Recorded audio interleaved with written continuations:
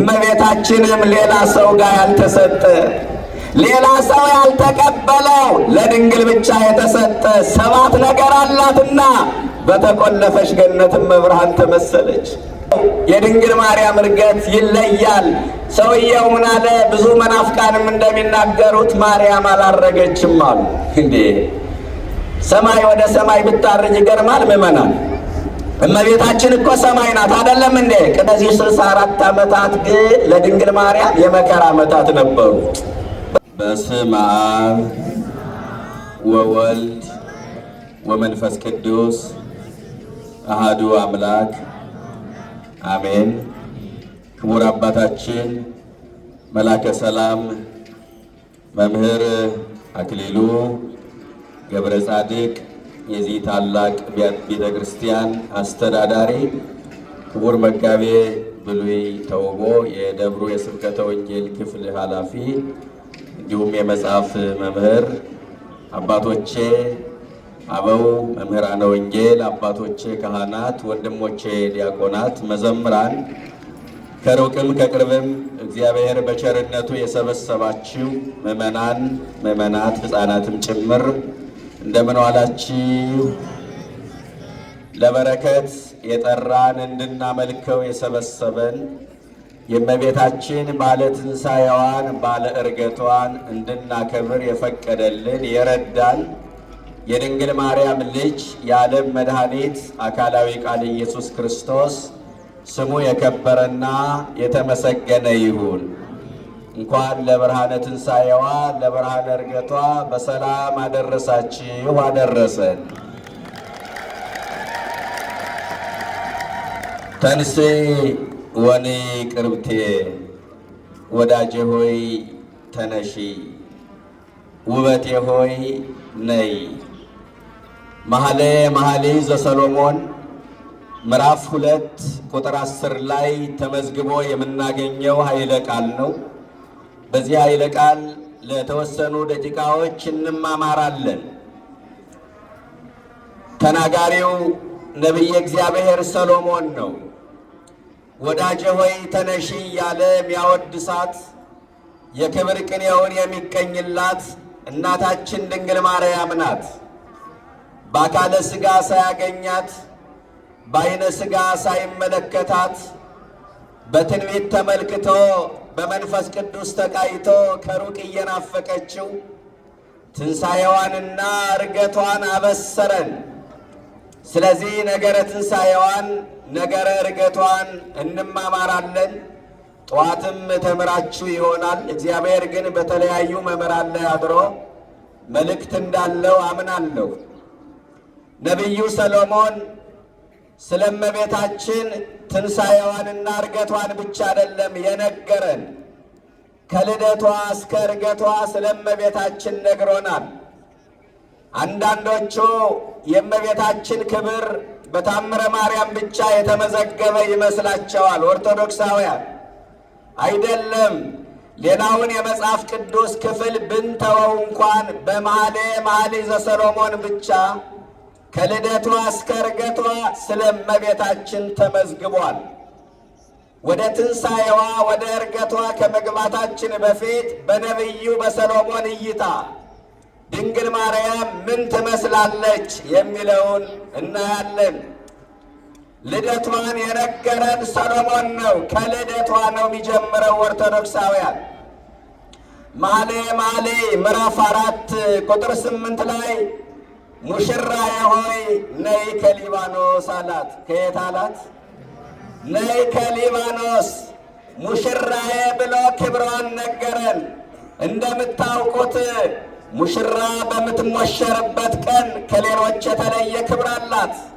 ከሚዜዎቿ ከአጃቢዎቿ ለሰርግ ከታደሙ ሰዎች ይልቅ ሙሽሪት ክብር አላት። በገጠር አስታውሳለሁ፣ ሙሽራ ሲመጣ መንገድ አቋርጦ የሚያልፍ የለም። በከተማ ሙሽሮች ሲመጡ መኪና የያዙ ሰዎች ጥግ ይዘው ይቆማሉ፣ አለበለዛም መንገድ ይከፍታሉ። ሙሽሮች ክብር አላቸውና ሙሽራዬ ብሎ ክብሯን ነገረን። በሌላ አነጋገር በዮሴፍ በኩል ለእግዚአብሔር የታጨች ሙሽራ ነችና ሙሽራዬ ያላት። ሙሽራዬ ብሎ ክብሯን ነገረን እያልኳችሁ ነው። ነይ ከሊባኖስ ብሎ ደግሞ በሊባኖስ ተራራ መወለዷን አበሰረን። ይህ ብቻ አይደለም፣ ነውርም እንደሌለባት የነገረን ነቢዩ ሰሎሞን ነው። መኃልየ ምዕራፍ 4 ቁጥር 7 ወዳጄ ሆይ ሁለንተናሽ ውብ ነው አላት። ይገርማል። ወዳጄ ሆይ ሁለንተናሽ ውብ ነው። ድንግል ማርያም ሁሉ ነገሯ ውብ እኮ ነው። ኦርቶዶክሳውያን ሁለንታ ወርቅ ይላታል ዘካርያስ። ሁለመናዋ ወርቅ ነው። ኑሮዋ ወርቅ ነው። ክርስትናዋ ወርቅ ነው። ሕይወቷ ወርቅ ነው። ድንግል ማርያም ውበቷ ወርቅ ነው። ውበት ይረግፋል፣ ቁንጅና በጉስቁልና ይተካል። እመቤታችን ግን የማይደበዝዝ ውበት አላት። ወበይንተ ዝአቀበኪን በለሙስና ይላታል ቅዱስ ኤፍሬም። ያለመለወጥ ጸናሽ 64 ዓመት ሞልቷት እመቤታችን የእርጅና ምልክት ፊቷ ላይ አይታይባትም ነበረ። እኛ ዕድሜያችን ገፋ ሲል ግንባራችን መሸብሸብ፣ ፊታችን መቋጠር ይጀምራል። እመቤታችን ግን የ15 ዓመት ብላቴና ትመስል ነበረ። በዓለም ላይ በቁንጅና የሚወዳደረው ብዙ እህቶቻችን አሉ፣ የአገራችንም እህቶች ጨምሮ። በቁንጅናዋ ተወዳዳሪ የማይገኝላት የቆንጆዎች ቆንጆ፣ የምርጦች ምርጥ፣ የውቦች ውብ፣ የአሸናፊዎች አሸናፊ ክብር ይግባት እናታችን ድንግል ማርያም ናት። ወገኖቼ ድንግል ማርያም ናት። ስለዚህ ወዳጄ ሆይ ሁለንተናሽ ውብ ነው ብሎ ለጊዜው ነውረ ሥጋ እንደሌለባት ውብ መሆኗን ነገረን። ፍጻሜው ግን ነውረ ኃጢአት እንደሌለባት አበሰረን ሰሎሞን። በነገራችን ላይ ድንግል ማርያም በውበት ብቻ አይደለም። ውበት ቢባል ድንግል ማርያምንም ያክል ውብ ፍጥረት የለም። ዕውቀትም ቢባል ድንግል ማርያምንም ያክል አዋቂ የለም። ነገረ መለኮትን ጠንቅቆ የሚያውቅ ከሷ በቀር ማን አለ? ዮሐንስ አፈወርቅ ብንለው፣ ቅዱስ ቄርሎስ ብንለው ማን እንደሷ? ምስጢረ ሥጋዌ የተፈጸመው በማርያም ሰውነት ነዋ። ስለዚህ አዋቂ ቢባል ድንግል ማርያምን ያክል አዋቂ የለም። ሀብትም ቢባል ድንግል ማርያምን ያክል ባለ ሀብት የለም። ሀብቷ ግን ምድራዊ አይደለም፣ ሰማያዊ ነው። ቅዱስ ባስልዮስ በሥርዓተ ቅዳሴው ወሀብተ ሰማያት ለማርያም ድንግል አለ። የሰማይ ሀብት ለማርያም ተሰጣት። ይገርመኛል። ለሙሴ ሕግ ተሰጠው፣ ለአሮን ክህነት ተሰጠው ካለ በኋላ እመቤታችን ጋር ሲደርስ ሊቁ አረፍተ ነገሩን ቀየረውና ለማርያም ግን አለ የሰማይ ሀብት ተሰጣት አለ። ምን ማለት ነው? ለሙሴ የተሰጠው ሕግ ሰማያዊ አይደለም ወይ? ነው እኮ። ለአሮን የተሰጠው ክህነት ሰማያዊ ነው፣ ግን ለአሮን ሰማያዊ ክህነት ተሰጠው አላለም። ለሙሴ ሰማያዊ ሕግ ተሰጠው አላለም። እመቤታችን ጋር ሲደርስ ለማርያም ግን የሰማይ ሀብት ተሰጣት አለ። ምን ማለት ነው? ሰማይ ከመሬት ከፍ ያለ ነው። ለድንግል ማርያም የተሰጠው ክብርና ጸጋ ለሙሴ ከተሰጠው ለአሮን ከተሰጠው ከፍ ያለ ነው አለ። ስሟ ለዘላለም የተመሰገነ ይሁን። እመቤታችን ክብሯ ከፍ ያለ ነው። ስለዚህ የሰማይ ሀብት ተሰጣት አለ። ሀብት ቢባል ድንግል ማርያምን የሚያክል ባለ ሀብት ማን አለ? ስልጣንስ ቢባል ድንግል ማርያምን የሚያክል ባለ ስልጣን የት አለ? ስልጣኗ ከፈጣሪ በታች ከፍጡራን በላይ ነው። ስለዚህ ውበት ብቻ አይደለም፣ ወዳጄ ሆይ ሁለንተናሽ ውብ ነው ብሎ ለጊዜው ሥጋዊ ውበቷን ነገረን። ፍጻሜው ግን የድንግል ማርያም ውበቷ ሃይማኖቷ ነው፣ በጎ ምግባሯ ነው፣ ንጽሕናዋ ቅድስናዋ ነው። ወገኖቼ ነውር ኃጢአት የሌለባት፣ አዳማዊ ኃጢአት የሌለባት፣ አበሳው ያልነካት፣ መርገመ ሥጋ መርገመ ነፍስ ያላገኛት፣ የአዳም የባሕሪ ጉስቁልና ያልደረሰባት ዓለም 5500 ዘመን በነውር ውስጥ አልፏል። እመቤታችን ግን ነውር የሌለባት ፍጥረት ነች። ስለዚህ ወዳጄ ሆይ ሁለንተናሽ ውብ ነው፣ ነውርም የለብሽም ብሎ ውበቷንና ነውር እንደሌለባት ነገረን። በሰሎሞን እይታ እመቤታችን ምን ትመስላለች ነው ነጥቤ። ዘላለማዊ ድንግልናዋንም የነገረን ነቢዩ ሰሎሞን ነው። እንዲህ አለ በመኃልየ መኃልይ ምዕራፍ 4 ቁጥር 12 ላይ እህቴ ሙሽራዬ አለ። እስቲ ቃል ተናገሩ። እህቴ ሙሽራዬ በሉ። በደምብ ድምፃችሁ ይሰማ። የተቆለፈ ገነት፣ የተዘጋ ምንጭ፣ የታተመ ፈሳሽ ናት አለ። በተዘጋ ምንጭ፣ በታተመ ፈሳሽ፣ በተቆለፈ ገነት ድንግል ማርያምን እየመሰለ ዘላለማዊ ድንግልናዋን ነገረን ኦርቶዶክሳውያን። የተቆለፈች ገነት አላት። ለምን? በተቆለፈ ገነት እመቤታችን ተመሰለች። ምዕመናን ምን ማለት ነው? አባቶቻችን ሲነግሩን ገነት 7 ክፍሎች አሏት አሉ። ስንት ክፍሎች አሏት? ለሰው ልጆች መኖሪያ ርስቱና የተሰጠች ገነት 7 ክፍሎች አሏት። አንደኛው ክፍል የነቢያት ክፍል ነው። ሁለተኛው የሐዋርያት ክፍል፣ ሦስተኛው የሰማዕታት ክፍል፣ አራተኛው የጻድቃን ክፍል፣ አምስተኛው የደናግልና የሕፃናት ክፍል፣ ስድስተኛው የካህናት ክፍል፣ ሰባተኛው የምዕመናን ክፍል። ለሰው ልጆች መኖሪያ ርስቱና የተሰጠች 7 ክፍሎች አሏት ገነት። እመቤታችንም ሌላ ሰው ጋር ያልተሰጠ ሌላ ሰው ያልተቀበለው ለድንግል ብቻ የተሰጠ 7 ነገር አላትና በተቆለፈች ገነትም መብርሃን ተመሰለች። 7 ነገር። እነዚህ 7 ነገሮች ምንድን ናቸው? ያለ ብዙ ማብራሪያ ልንገራችሁ። አንደኛው ድንጋሌ ሥጋ ይባላል። ምን አልኳችሁ? ድንጋሌ ሥጋ። በድንጋሌ ሥጋ ጸንቶ መኖር፣ ከወንድ ርቆ ንጽሕና ጠብቆ መኖር፣ ይህ ነው አንደኛው። ሁለተኛው ደግሞ ድንጋሌ ሕሊና ይባላል። በሐሳብ ድንግል መሆን።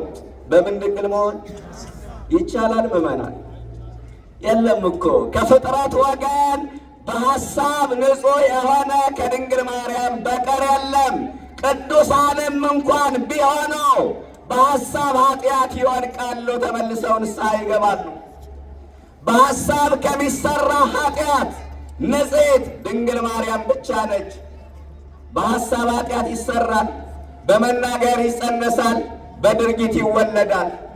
በሐሳብ ከሚሠራ ኃጢአት ንጽሕት ከድንግል ማርያም በቀር ማንም የለም። ሦስተኛው ድንጋሌ ነፍስ ይባላል። ምን አልኳችሁ? ድንጋሌ ነፍስ። በነፍስ ድንግል መሆን። እመቤታችን ድንጋሌ ነፍስ ነበራት። ምን ማለት ነው? እመቤታችን ሕዋሳቶቿ በሙሉ ድንግል ናቸው። አንደበቷ ድንግል ነበር እመቤታችን። በዚህ ዓለም ስትኖር አንደበቷ ድንግል ነው። አንደበተ ቁጥብ፣ ብዙ በመስማት ጥቂት በማውራት የምትታወቅ እናት ነች ድንግል ማርያም። እኛ ብዙ ካላወራን ይጨንቀናል። ድንግል ማርያም በዚህ ዓለም ሳለች እንኳን ክፉ ነገር ልታወራ ይቅርና መልካም ነገር ያወራችበት ቀን በጣም ውስን ነው። ንግግሯ ይሁንልኝ ነው። ሌላ ምን ታውቃለች? ንግግሯ ያላችሁን አድርጉ ነው። ሌላ ምን ታውቃለች ወገኖቼ? ወኩሉ ነገራ በሰላም አለ ቅዱስ ያሬድ። የሚገርመው ንግግሯ ሁሉ ሰላማዊ ነው።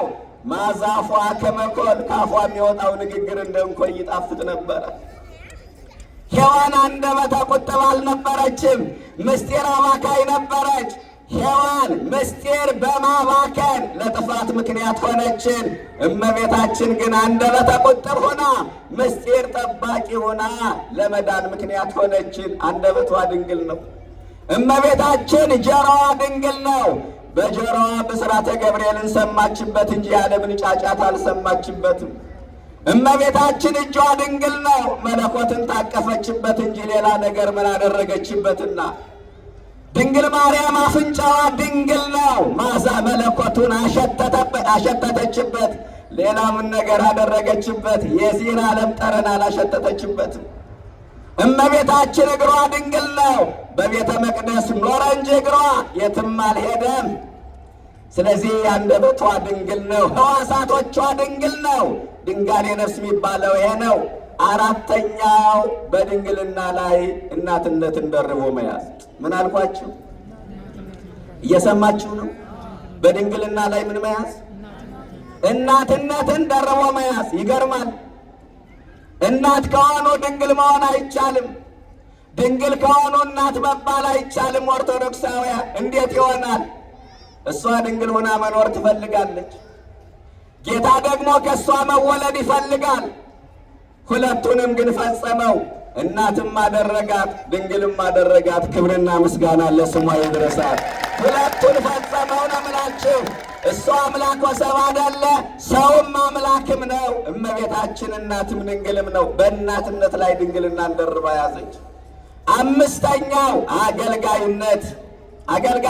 ስድስተኛው እመቤትነት። ኧረ እመቤት ከሆኑ ድንግል መሆን አይቻልም። እመቤት ከሆኑ አገልጋይ መሆን አይቻልም ነው የምላችሁ። አገልጋይ ከሆኑ እመቤት መሆን አይቻልም። መስተጻረራን ይባላሉ። የማይስማሙ ነገሮች ናቸው። እመቤታችን ግን አገልጋይም ናት፣ ንግሥትም ናት። ቅዱስ ገብርኤል አምላክን እንደምትወልድ ይነግራታል። እሷ ግን አገልጋይ መሆኗን ትናገራለች። ንጉሥ እንደምትወልድ ይነግራታል። እኔ ግን የእግዚአብሔር ገረዱ ነኝ፣ አገልጋዩ ነኝ ትል ነበረ። የሚገርም ነው። እንኳን ንጉሥን እንደምትወልድ የተነገራት ሴት ይቅርና እንኳን አምላክን እንደምትወልድ የተነገራት ሴት ይቅርና ንጉሥ እንደምትወልድ የተነገራት ሴት እኮ በትዕቢት መኮፈሱ አይቀርም። እንኳን የእግዚአብሔር መልአክ የተናገራት ሴት ይቅርና ጠንቋይ ያሟረተላት ሴት መያዣ መጨበጫ ነው የምታጣው። እመቤታችን ግን ገብርኤል ንጉሥን ትወልጃለሽ፣ አምላክን ትወልጃለሽ እያላት የድፍረት ቃል እንኳን አልተናገረችም። የእግዚአብሔር ገረዶ አገልጋዩ አለሁ አለችው። በሆዷ የተሸከመችው ንጉሥ ግን ትሕትናዋን አይቶ የሰማይና የምድር ንግሥት አደረጋት እላቸዋለሁ ወገኖቼ። የሰማይና የምድር ንግሥት አደረጋት። ይገርማል። የሰማይና የምድር ንግሥት አደረጋት። ስለዚህ ስድስተኛው እመቤትነት ነው። ለእግዚአብሔር በመለኮቱ አገልጋይ ነች፣ ለእኛ ግን እመቤታችን ነች። እግዝእተ መላእክት ወሰብ አፄ ዘርዓ ያዕቆብ በድርሰቱ እንደነገረን ንግሥትነቷን ምድራውያን ጻድቃንና ሰማያውያን መላእክት ተባብረው መስክረውላታል። ሰባተኛው እመእግዚአብሔር ጸባዖት ያሸናፊው የእግዚአብሔር እናት። የማን እናት? የማን እናት? የእግዚአብሔር እናት መባል የጸጋ ሁሉ ጉልላት ይህ ነው። የክብር መደምደሚያ ይህ ነው። እናንተ በጣም የሚደንቀው ይህ ነው። በዓለም ላይ ትልልቅ ሴቶች ተነስተዋል። ነቢይ ወልደዋል፣ ጳጳስ ወልደዋል፣ ጻድቅ ወልደዋል፣ ሰማዕት ወልደዋል። እመቤታችን ግን ጸጋዋ ልዩ ነው። አምላክን ወልዳልናለችና ኦርቶዶክሳውያን ድንግል ማርያም ጸጋዋ ልዩ ነው።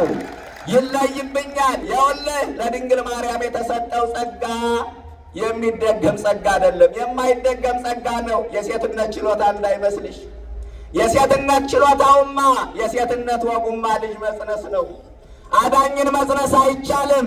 የሴትነት ወጉማ ልጅ መውለድ ነው። አምላክን መውለድ አይቻልም። እመቤታችን ግን አምላክን ወለደች። ስሟ ለዘላለም የተመሰገነ ይሁን። የእሷ ጸጋ ይለያል። እግዚአብሔርን እናቴ ያላት ከሱ በቀር ሌላ ማን አለ? ልጄ ያለች ከድንግል ማርያም በቀር ሌላ ሴት የታለችና? ገነት 7 ክፍሎች አሏት። ስንት ክፍሎች አሏት?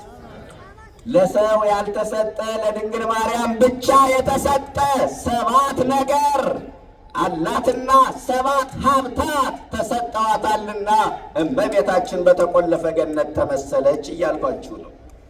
የሚገርማችሁ ከግብፅ መመለሷንም የነገረን ሰሎሞን ነው። በጊዜው በደንብ ትማሩታላችሁ። መኃልየ ምዕራፍ 6 ቁጥር 1 ላይ ሱላማጢስ ሆይ ተመለሺ ይላታል። ከግብፅ መመለሷን የነገረን ሰሎሞን ነው። ወደ ተነሳውበት ርዕሰ ጉዳይ ስገባ ትንሣኤዋንና እርገቷንም የነገረን ሰሎሞን ነው። በሰሎሞን እይታ እመቤታችን ምን ትመስላለች የሚለውን እያስቃኘኋችሁ ነው። ወዳጄ ሆይ ተነሺ፣ ውበቴ ሆይ ነው ያላት። ወዳጄ ሆይ ምን በይ አላት? ምን በይ ተነሺ አላት። ይገርማል። ወዳጄ ሲፈልግ ሙሽራዬ ይላታል፣ ሲፈልግ እህቴ ይላታል፣ ሲፈልግ ወዳጄ ይላታል። ወዳጄ የሚለው ቃል እንዴት ይገልጣታል መሰላችሁ? ይገባታል በእውነት ወዳጄ።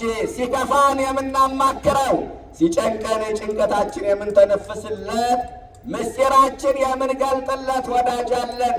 ሲከፋን የምናማክራት፣ ምስጢራችን የምንገልጥላት እውነተኛ ወዳጃችን እናታችን ድንግል ማርያም ናት።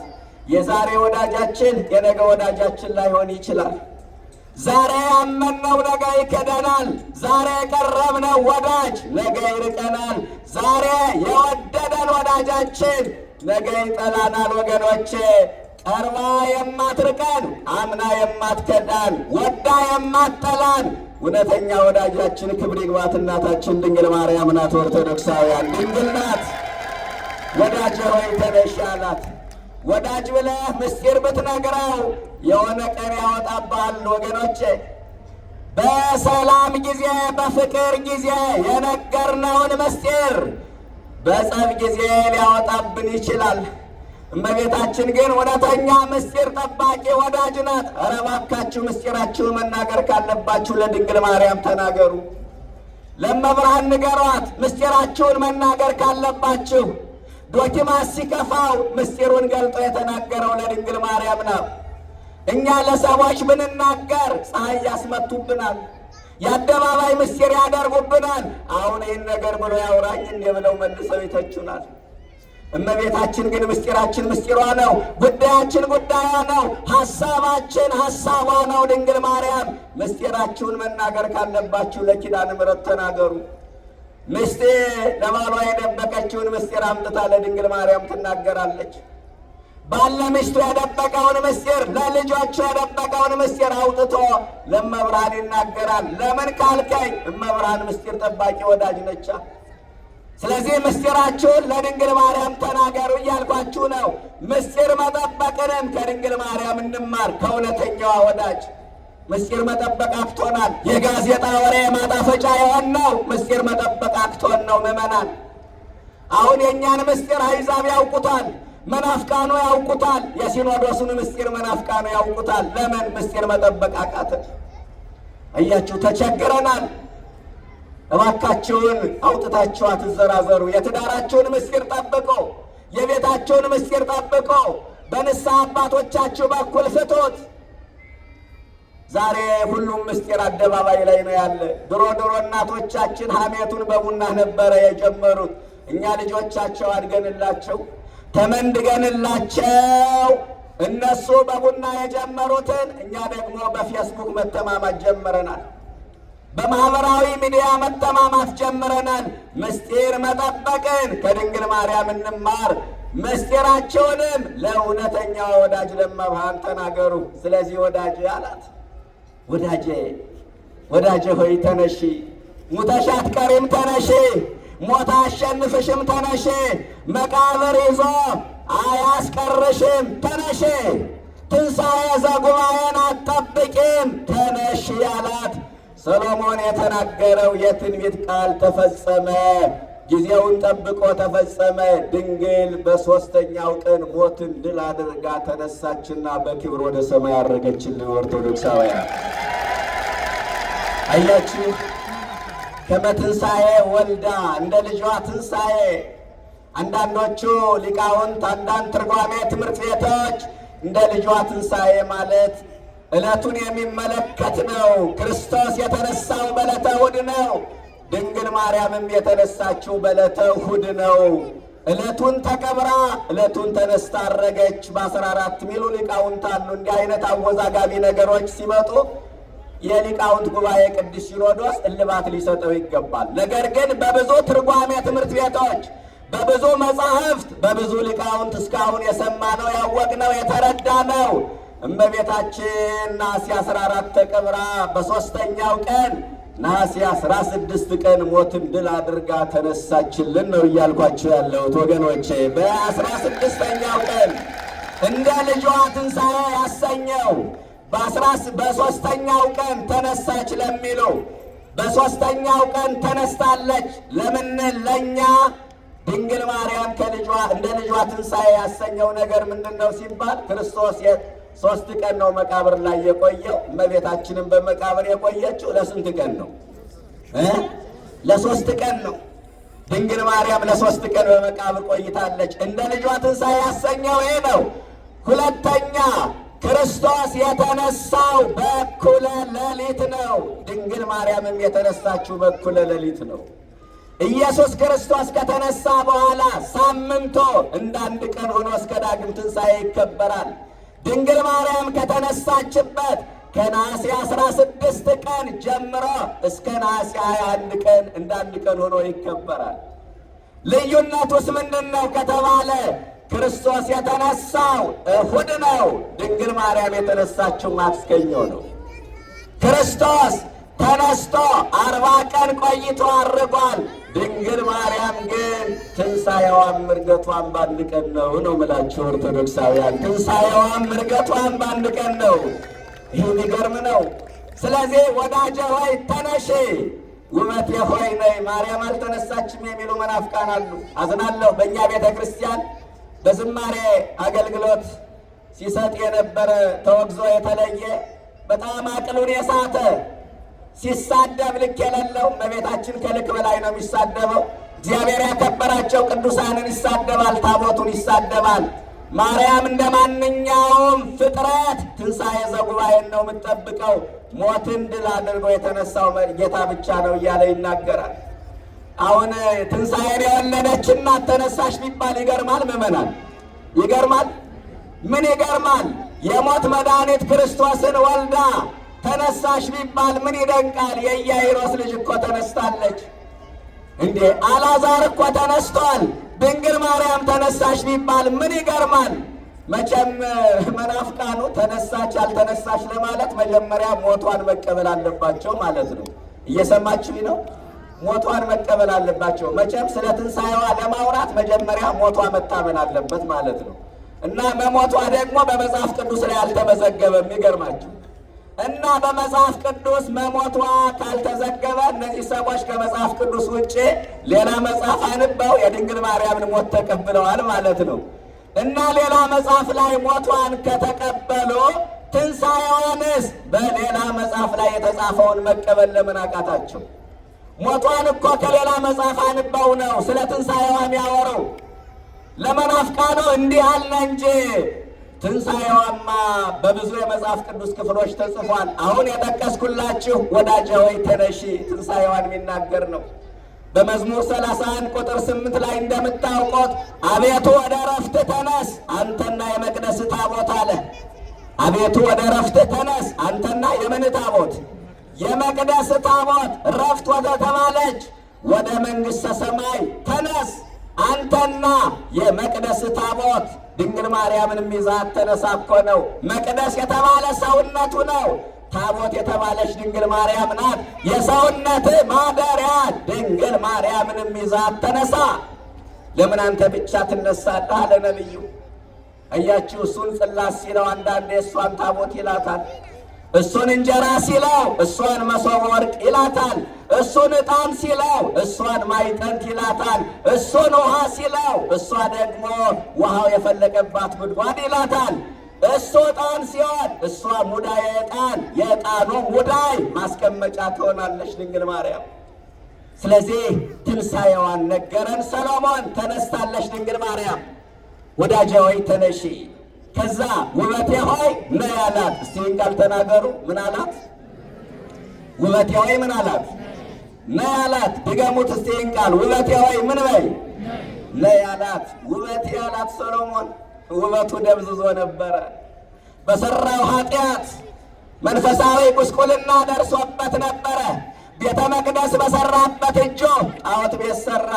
ለቤተ መቅደስ በተንበረከከበት እግሩ ለጣዖት ተንበረከከ። በእግዚአብሔር ፍቅር ልቡ የተነካ ሰሎሞን በሴቶች ፍቅር ልቡ ቀለጠ። ስለዚህ መንፈሳዊ ውበቱን አጣ እና ምን አለ በትንቢት ውበቴ ሆይ ነይ፣ የኔ ውበት የሚመለሰው አንቺ ስትመጪ ነው አላት። የጎደለው ክብር የሚሞላው አንቺ ስትመጪ ነው። የደበዘዘ ማንነት የሚደምቀው አንቺ ስትመጪ ነው።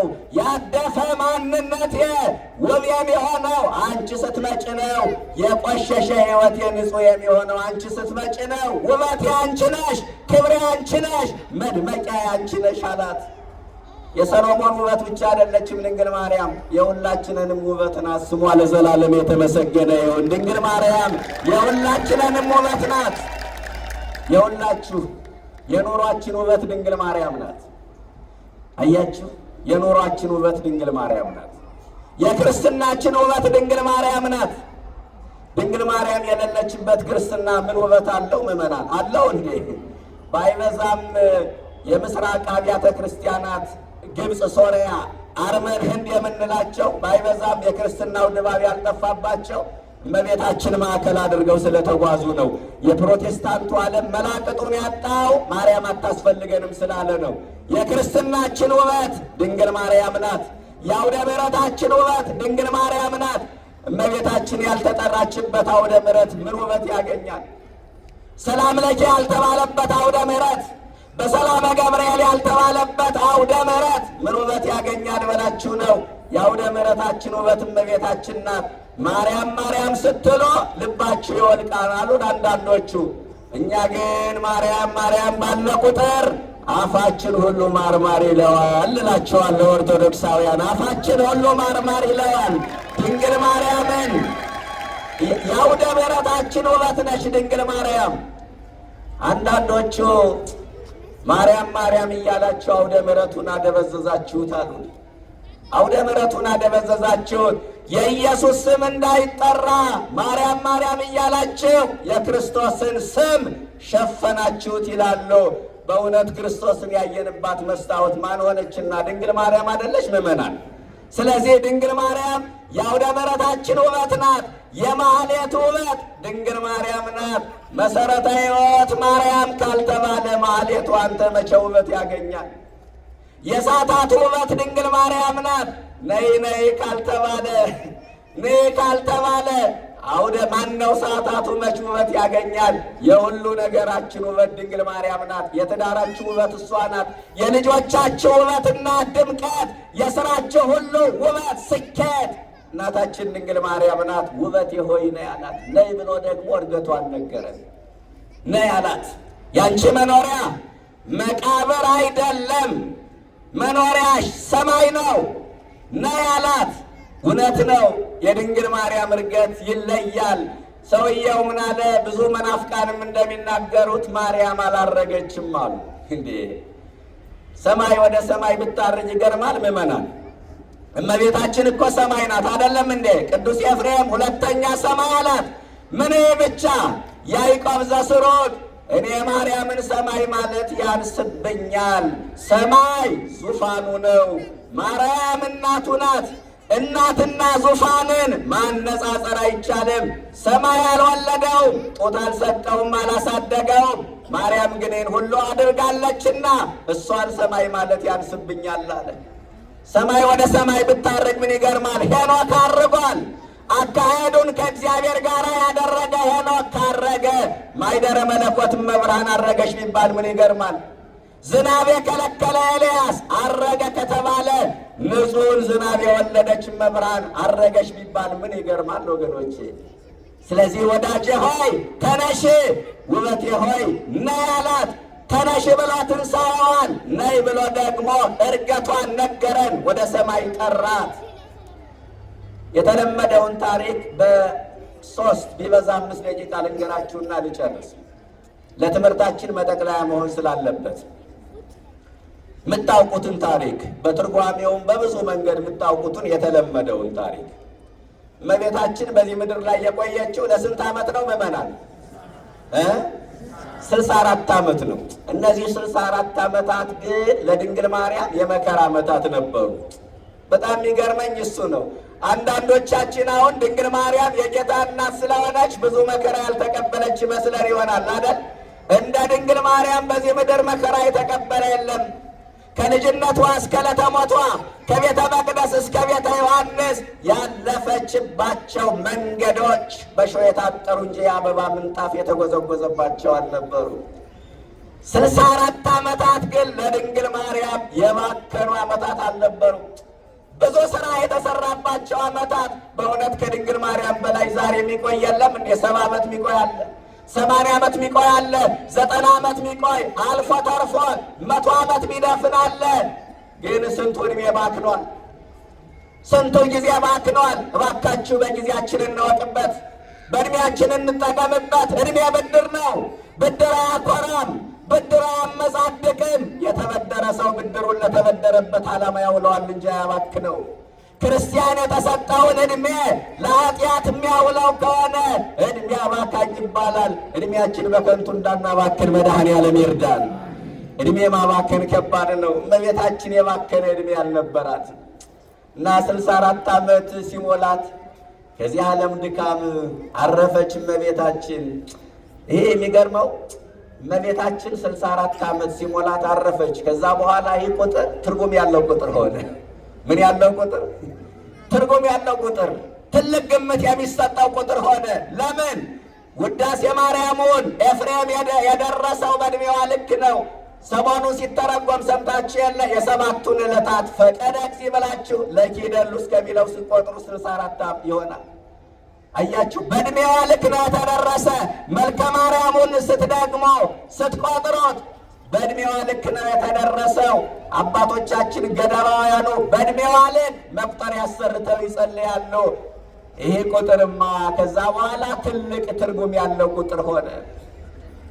እመቤታችን እንደሰማችሁት በእናት በአባቷ 3 ዓመት፣ በቤተ መቅደስ 12 ዓመት፣ በዮሴፍ ቤት 9 ወር ከ5 ቀን፣ ከጌታ ጋር 33 ዓመት ከ3 ወር፣ በዮሐንስ ቤት 15 ስንደምረው ስንት ይመጣል? 64 ይመጣል። በሌላ አነጋገር ጌታን ከመውለዷ በፊት 15 ዓመት ስንጠቀልለው ጌታን ከወለደች በኋላ 49 ዓመት ነው የኖረችው ድንግል ማርያም። ጌታን ከወለደች በኋላ ስንት ዓመት? 49 ዓመት። 49 ደግሞ ኢዮቤልዩ ነው። የ25 ዓመት ኢዮቤልዩ፣ የ50 ዓመት ኢዮቤልዩ ሲባል ትሰማላችሁ አይደል? በዓል ሲከበር 49 ኢዮቤልዩ ነው። ሱባኤ ነው። ድንግል ማርያም የሱባኤ ውጤት እኮ ናት እናንተ። የጸሎት ውጤት ናት። በአበው ጸሎት ነው ወደዚህ ዓለም የመጣችው። ስለ እሷ ሱባኤ ያልገባ ማን አለ? ስለ እሷ ያልተቀኘ፣ ስለ እሷ ያልዘመረ ማን አለ? እምሮ ቅሬዋ ነቢያት ከሩቅ አዩአት። ዕብራውያን 11 ቁጥር 13 ላይ እንደተጻፈው ተስፋ አደረጓት። መኑ ያሬን ሰናይቶ፣ ያችን መልካም ፍጥረት ማን ያሳየናል? በመዝሙር 6 ቁጥር 11 ላይ መልካሟን ፍጥረት በጎውን ማን ያሳየናል? ኧረ ዓለማችን ድንግል ማርያምን የሚመስል መልካም ሰው ማስገኘት ያልቻለች መካን ሴት ናት። ዘረቆርጥም ዓለም ድንግል ማርያምን የሚመስል መልካም ፍጥረት ትናንትና አልነበረም፣ ዛሬም የለም፣ ወደፊትም አይተካም። እና የዝችን ፍጥረት መምጣት ያልናፈቀ ማን አለ? መላእክቱ ሳይቀር ናፈቋት። እባክን አለ ማኅበረ መላእክት ተሰብስበው፣ እባክን ፈጥረህ አሳየን፣ በምናብም ቢሆን አሳየን አሉት። በሚካኤል ክንፍ ላይ ስሎ አሳያቸው። ገና ወደዚህ ዓለም ሳትመጣ ሚካኤል መልአክ በክነፍ ጾራ ለሊቆ መንጦ ላይ ተደመና ሰወራ። በክንፉ ሚካኤል ተሸከማት። በክንፉ ላይ ስሎ ወደፊት የምትመጣዋን ፍጥረት ለመላእክት አሳያቸው። የደመና መጋረጃ ሸፈናት። በደመና የተሸፈነ ነገር አይታይም አደለ? ወደዚህ ዓለም ያልመጣሽ መሆኗን ለመግለጥ እኮ ነው። እና የሱባኤ ውጤት ናት እያልኳችሁ ነው። 49 ዓመት የኖረችው ለዚህ ነው። ከፍ ብሎ 50 አላለም፣ ዝቅ ብሎ ደግሞ 48 አላለም። 49 ዓመት የሱባኤ ውጤት። 49 ኢዮቤልዩ ሱባኤ ነው። ድንግል ማርያም የጸሎት የሱባኤ ውጤት ነች። እና እንዳልኳችሁ 64 ዓመት ሞላ። ማይሞላ ነገር የለም፣ አይሞላ የለም። ሞላ 64 ዓመት። ሐዋርያት ተሰበሰቡ ለመባረክ፣ ባርኪን ለማለት። ምክንያቱም ስትባርካቸው ነው አንደበታቸው ጣዕም የሚኖረው። አንደበታችን ጣዕም የሚኖረው ስብከታችን ሞገስ የሚያገኘው መብራን ስትባርከን ነው ወገኖቼ። ስለዚህ ተሰበሰቡ፣ ተጋበው በቅጽበት ብፁዓን ሐዋርያት ለግንዘተሙ ቅድስት በውሃቢሃ በሰላም አመውቂሃ በስብሐት ገነዙ ሥጋሃ ይላል። ወደ እመቤታችን መጥተው ገቦ ወዳለችበት እጅ ነሷት፣ በክብር ገነዟት። ሐዋርያት ብቻ አይደለም የተገኙት፣ ሐዋርያቱ ተገኙ፣ ነቢያቱ ተገኙ። ዳዊት አቡሃ በመሰንቆ እንዘ ያህሌ በገናውን እየረደረ ዳዊት መጣ፣ ሰሎሞን ርግቤ እያለ መጣ። መላእክትም ተገኙ፣ ባለቤቱም ተገኘ። የድንግል ማርያም ሞት ሁሉን ሰበሰበ፣ ረፍቷ ሁሉንም ሰበሰበ። እኛንም እኮ ሰብስባ ሰነበተችን እኮ አይደለም ምእመናን? ረፍቷ ከነሐሴ 1 እስከ አሁኗ ሰዓት ረፍቷ እኮ ሰብስቧ ሰነበተን ሁላችንን። የድንግል ማርያም ሞት ያልሰበሰበው ማን አለ? ምድራውያኑን ከሰማያውያኑ ጋራ በአጸደ ሥጋ ያሉትን በአጸደ ነፍስ ካሉት ጋር አገናኘ፣ ሰበሰበ። ባለቤቱም ተገኘ። ጊዜ ረፍታ ለሶልያና ወረደ ወልድ እምድበልልና ጠሊሳነ ልብሶ ቢሃከደና ወልድ ተገኘ። የንግስና መጎናጸፊያ ደረበላት። ንግሥት ነቻ ድንግል ማርያም። ስለዚህ ይዘምሩ በቅድሜኪ ወይሴብሑ ካይበ ማርያም ሞትኪ ይመስል ከብካበ እያሉ መላእክቱ ዘመሩ፣ ሐዋርያቱ ዘመሩ። ሞትሽ ሞት አይደለም ሰርግ ነው እያሉ ዘመሩላት። እንኳን ድንግል ማርያም ዛሬ በጎ ሰርቶ ያለፈ የቀማውን የመለሰ የበደለውን የካሰ ንስሐ የገባ ሰው ሲሞት አይ እገሌ እኮ ሞት አይባልም፣ የእሱ ሞት እኮ ሰርግ ነው ይባላል፣ ሰርግ ነው ይባላል። ስለዚህ ነፍሷ በፈጣሪ እቅፍ ተወሰደች። ሥጋዋን ሐዋርያት ባጭሩ ወደ ጌቴሴማኒ ወሰዷት። ወደ ታሪኩ እያንዳንዱን መግባት አልፈልግም፣ አንዳንድ ሐሳቦችን ለማሳየት ያህል ነው ታሪኩንም የጠቀስኩት። ስለዚህ ሐዋርያቱ ወደ ጌቴሴማኒ ይዘዋት ሄዱ። ለቀብር አናስቀብርም አሉ አይሁድ። ግርግር ተፈጠረ። መልአክ ነጠቃት፣ በገነት በዕፀ ሕይወት ሥር አስቀመጣት። ዮሐንስ ሂዶ ድንግል ማርያምን ማጠን ጀመረ። የታደለ ሐዋርያ በሕይወተ ሥጋ ያገለገላት ነበረ፣ እሱ ነበረ። ከሞተችም በኋላ ለ8 ወር በማኅፀን አገለገላት። ይህንን ምስጢር ለሐዋርያቱ አምጥቶ ተናገረ።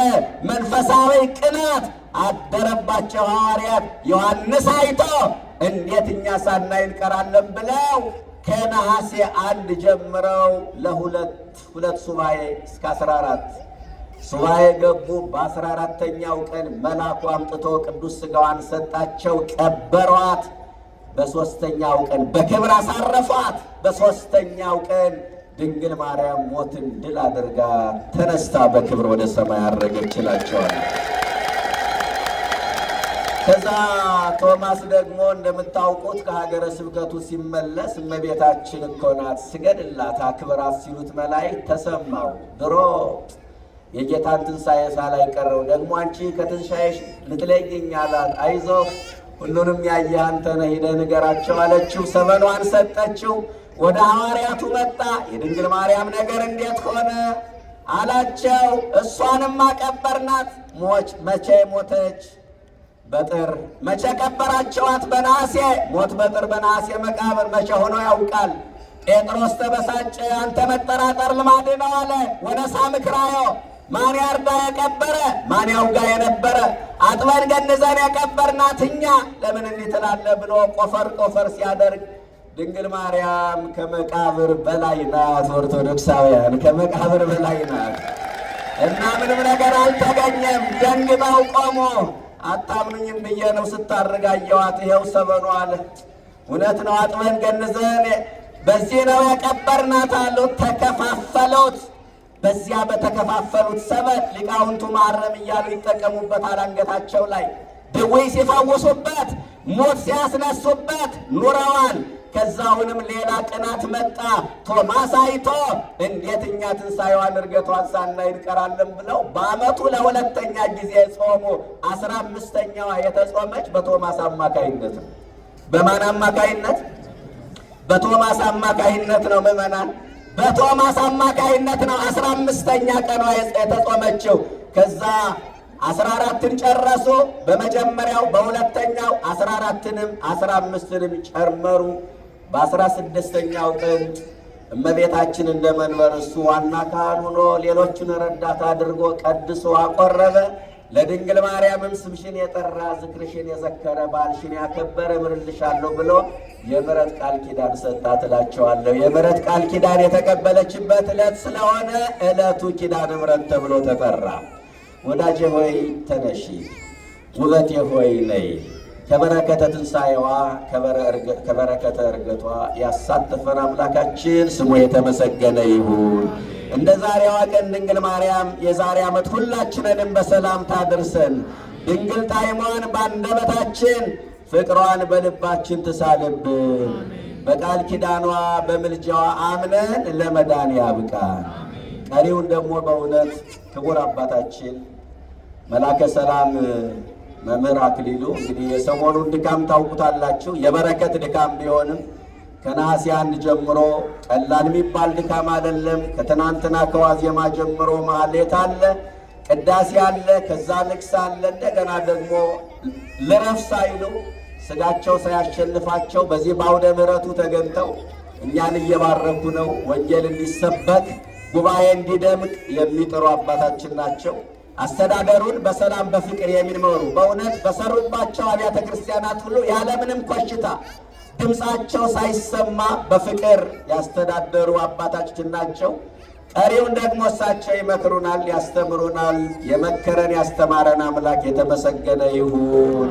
ወስብሐት ለእግዚአብሔር። እግዚአብሔር ይስጥልኝ። ለመከሩንና ላስተማሩን መምህራችን ለመጋቤ ብሉይ ሐዲስ የኔታ ቀለመወርቅ ታደሰ ቃለ ሕይወት ያሰማልን። እግዚአብሔር አምላካችን በዕድሜ በጤና ይጠብቅልን። እጅግ በለሰለሰ አንደበት የድንግል ማርያምን ሕይወት አስተምረውናል፣ መክረውናል። መምህራችንን እግዚአብሔር አምላካችን በዕድሜ በጤና ይጠብቅልን። እልል ብላችሁ እግዚአብሔርን አመስግኑ።